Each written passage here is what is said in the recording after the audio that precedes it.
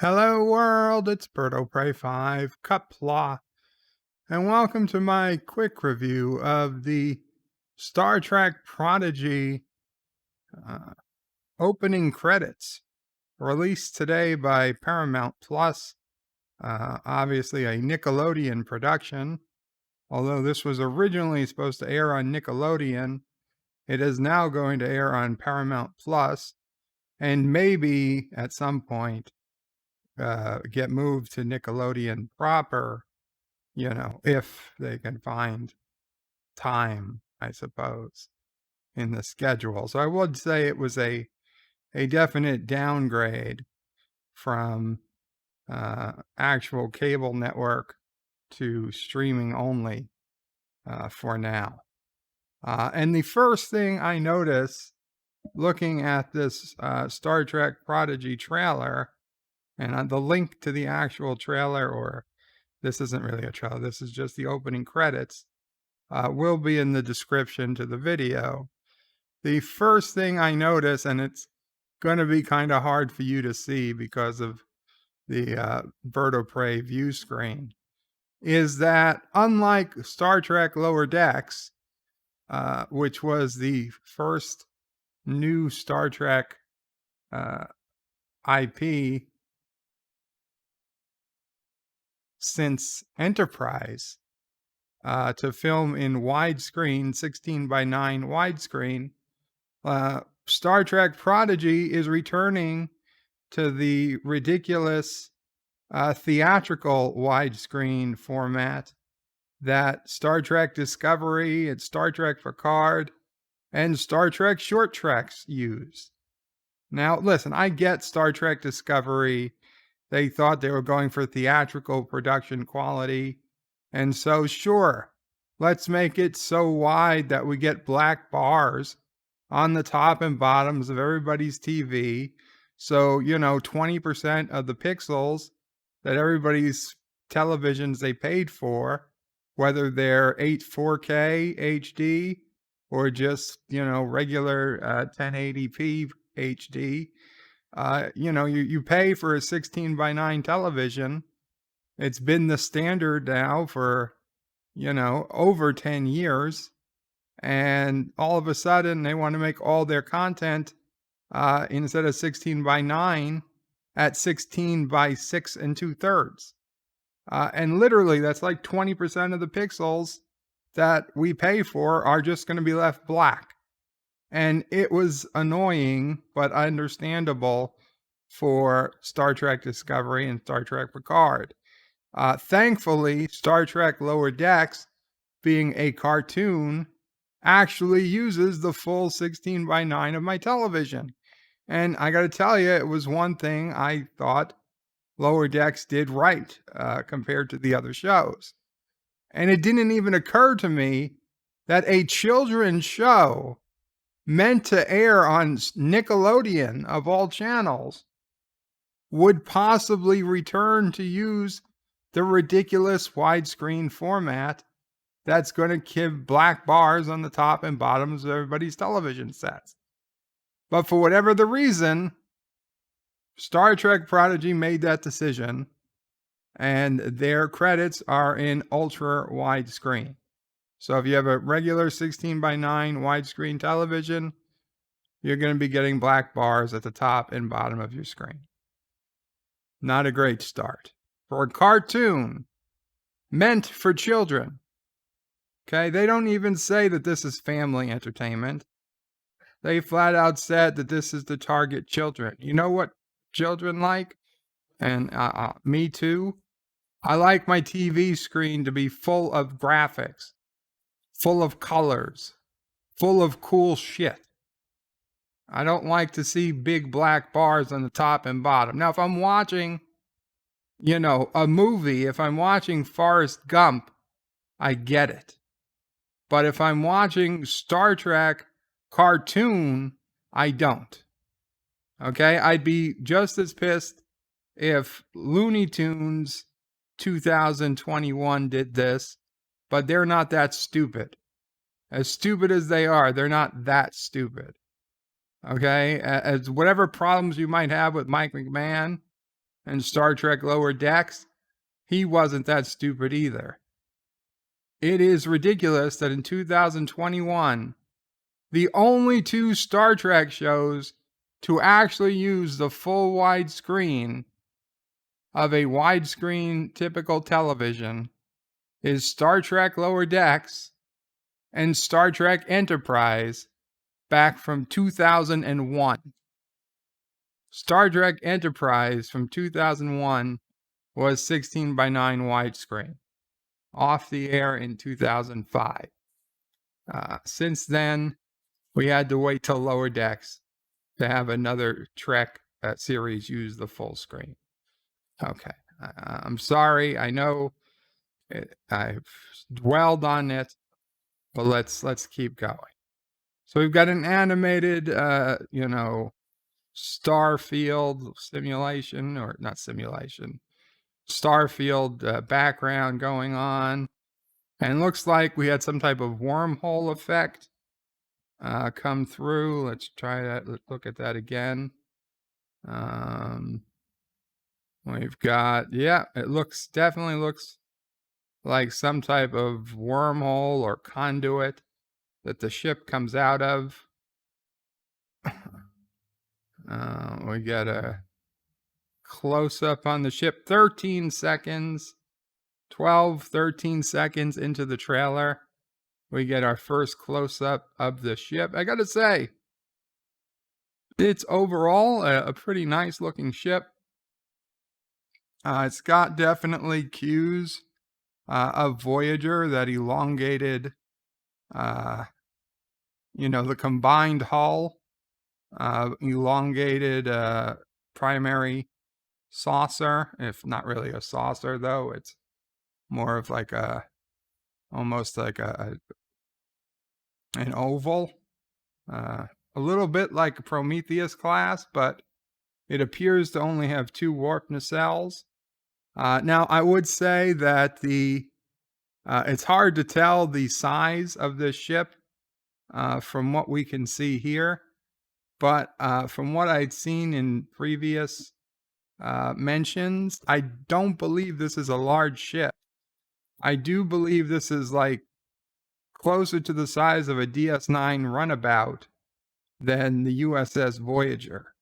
I think the crew is only supposed to be, a dozen or so people, tops. So it's kind of a weird shape if this is supposed to be a relatively small ship. But I'll say it looks pretty good.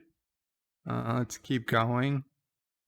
Okay, we've got the ship going through some rocks. I don't know, it's going through clouds and space.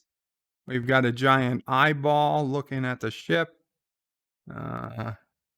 We've got a Saturn-like planet, which harkens back to Next Generation for me. I got it. Okay, I don't know what that's supposed to be. Those look like water droplets or space cells of some sort. They tend to move with the ship. We got a nice flyby of the ship there. Little, I don't know, looks like pieces of metal are trying to assemble themselves. And now definitely flying through a tunnel, and now a robot arm. They've just flown through a robot arm. I assume they've flown through Cybertron. We've got is that going to become a Delta? We've got very space looking. Okay, we got a face there. Very abstract. Okay, there's the Janeway hologram. So, okay, I would venture to say that this is just somebody got all fancy with their graphic art degree and has absolutely nothing to do with scenes that'll actually be shown in the movie, in the TV show. which is fine. I mean, much like Star Trek Discovery, opening credits, just abstract stuff. Kind of a mix. Okay, we got a good picture of the ship there. Kind of a mix of Discovery and Voyager opening credits. The audio, I know you can't hear the audio, but it's not Trek. There is no Trek audio so far. Nothing that sounds Trekish. Okay, so now we get a weird picture of the front of the ship, and I got to tell you that does not look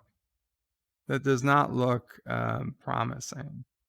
It's a very weird profile for this ship. Um, hmm. Okay, well, let's keep going. USS Proto NX USS Proto. Let's frame this up. USS. I need to buy another letter. Protostar. USS Protostar NX 76884. Yeah, look at that. So it is the USS Protostar NX 76884. Now, the NX is, of course, because this is a prototype vessel, like the Defiant was a prototype. So it had an NX registry originally. And of course, the NX-01 from Enterprise had the NX registry because it was also a prototype. But that for some reason they just called it the NX class. That was just ridiculous. So it has an NX designation. It's a prototype. It's a prototype ship. But the USS Protostar. That's a weird name for a Federation ship. I'm trying to think of Federation ship names. Protostar. I mean, that would be, I don't know, like calling it the USS Planet. It doesn't make a hell of a lot of sense in naming conventions, but whatever.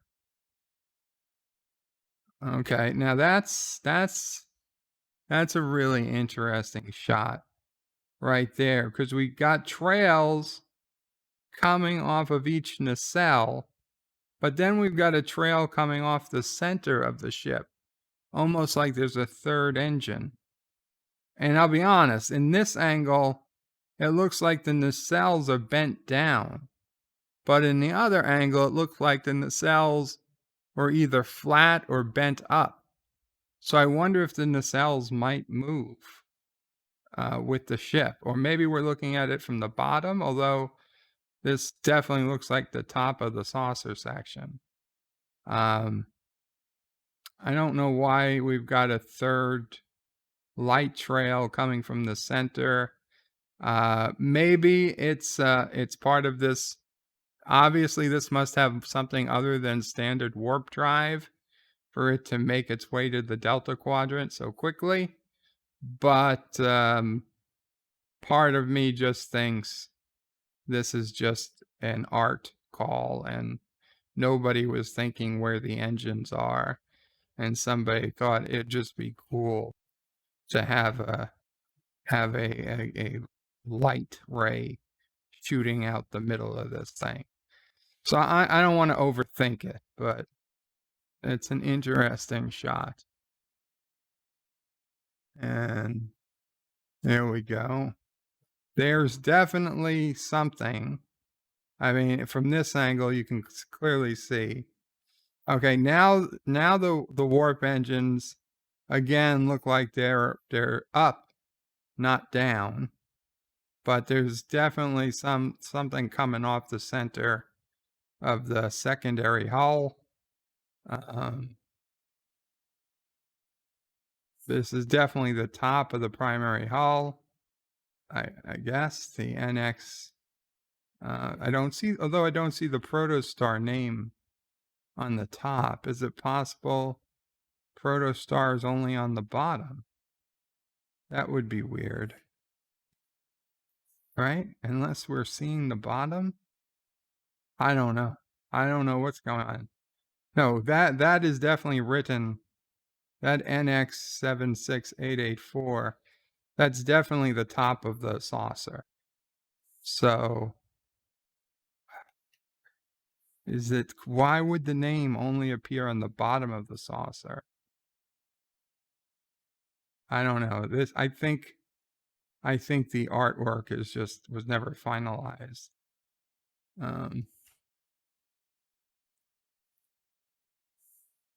We've got it going. We got some type of like an explosion. Okay. At the very end, you get just a hint of that good old Star Trek sound, Star Trek music.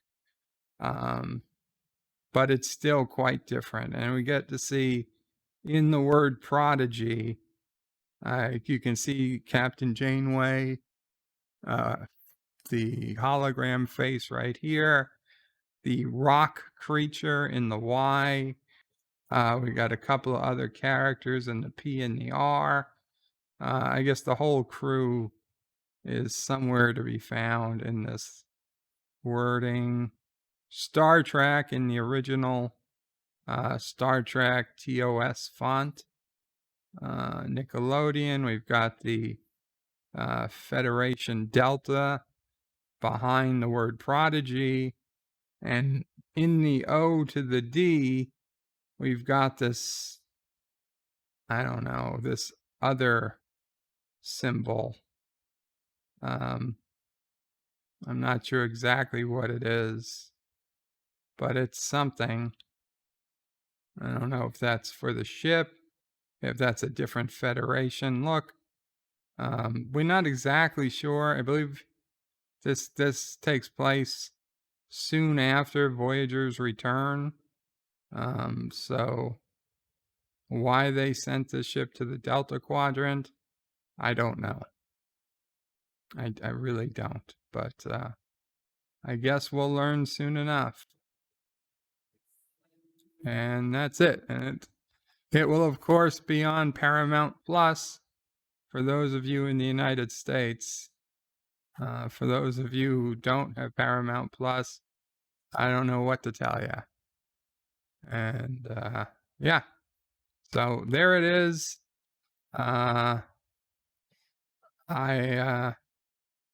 It's interesting. I tell you, it's not the worst looking ship. It's certainly not the worst looking ship. It looks far better than the Discovery. But honestly, it looks better than the Cerritos, the lower deck ship. I just wish it took up the full screen. That's honestly my biggest annoyance right now, is that we're going to have a whole other series that's wasting 20% of my television screen or my computer monitor for that amount. Either way, they're both 16:9. Just going to be a whole bunch of black space, dead pixels. Anyway, so we'll see. Not getting my hopes up. I mean, I know it's made for kids, not for me. But silly bird prodigy is for kids, like the Tricks rabbit. But we'll see. I am going to watch it because it's got Star Trek in its name, and I will let you know what I think. Qapla all, bird out.